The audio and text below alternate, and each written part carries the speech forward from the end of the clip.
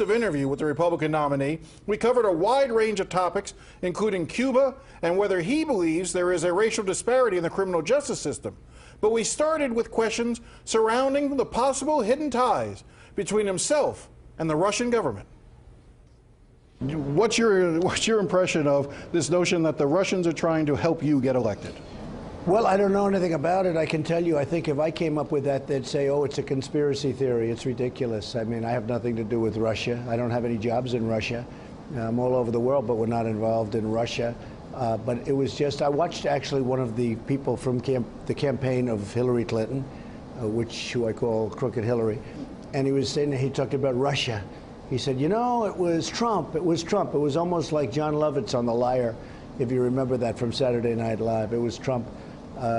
It's so ridiculous, but they have to say something. They might as well blame me. The theory is, and I want you to just address it head on, because I think that's the way you like to do things, is that somehow you have, you know, your companies are beholden to Russian investment, that Russian dollars have flown into your businesses, and that therefore somehow Putin could control you by threatening your business ventures. I haven't heard that at all. I mean, I haven't heard that, but I have nothing to do with Russia. Nothing to do. I never met Putin.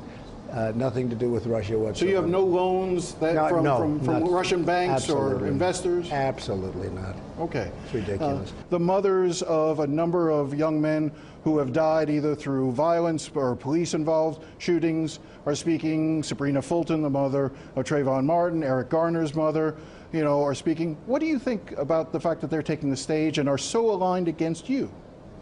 Well, I don't know that they're aligned against me. I haven't heard them speak. But I'm a person who believes in law and order. I believe in protecting our police and being with our police. I also want our police to be extremely careful and vigilant. They have to be very, very careful, and they have to do what's right. But we are a country of laws, and we have to protect our police. I don't know that they're against me. I don't know why they'd be against me. I think I'm a perfectly nice person. What about within the criminal justice system? Do you believe that there's a racial disparity in the criminal justice system? I would have to look at it. I would have to study it. Lots of people have opinions both ways, but I would certainly study it. I want to talk to Cuba for a second. Obviously, it's an issue that's down here. Someone with your international business holdings and your investments, you must have over the years looked with an eye towards Cuba and thought to yourself, what an amazing opportunity Cuba would be for investment. Well, I think at the right time, Cuba would be a good opportunity for investment. I think probably the time's not right. I'm not sure they have that in place right now. They talk in terms of leases as opposed to ownership. There are a lot of things that are wrong with Cuba right now. So I would say probably this isn't the right time. But at some point in the future, I would think that my company, hopefully I'll be doing something entirely different, but perhaps my company would look at it, but it's certainly not high on the list. Have you ever been to Cuba? I have not. Do you think Raul Castro is someone you could deal with? Who knows? I mean, you never know. And how important is Florida to your election? Very important. I love Florida. Is it must win? Where we are. Is it must win? Well, I think it probably is or possibly is. I can say this. I have tremendous properties in Florida, tremendous employees. They're phenomenal. We have a Hispanic group of employees. We're at Doral right now. These are the greatest people on earth. They work hard. I pay them a lot of money, and they do a great job, and people love it. I think that Florida is going to be very important. Very interesting that he's sort of hedging there, that it's probably a must-win for him. There really aren't too many political analysts out there, Jim, who say that the Republicans can win, period, unless they win Florida. Florida does seem to be pivotal to anything that you come up with, whether or not you can win Pennsylvania, Ohio, Michigan, and flip those states around. But really, the most likely scenario is for him to win in Florida.